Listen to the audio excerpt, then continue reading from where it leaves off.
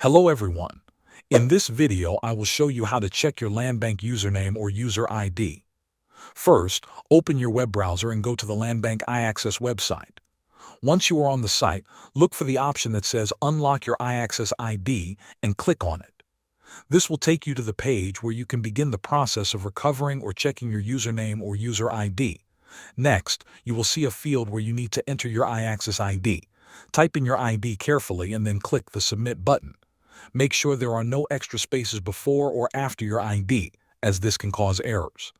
After submitting your iAccess ID, the system will send a one-time PIN, or OTP, to your registered email address. The OTP is valid for only 30 minutes, so be ready to enter it as soon as you receive it. Once you have entered the OTP, you will be asked to answer your challenge question.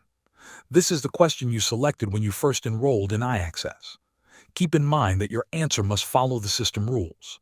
The answer can be a maximum of 15 characters. Any characters beyond this limit will not be recognized. Spaces, commas, and periods are counted as characters, so include them carefully. The system does not distinguish between uppercase and lowercase letters, so you do not need to worry about capitalization. After successfully answering the challenge question, your iAccess account will be unlocked.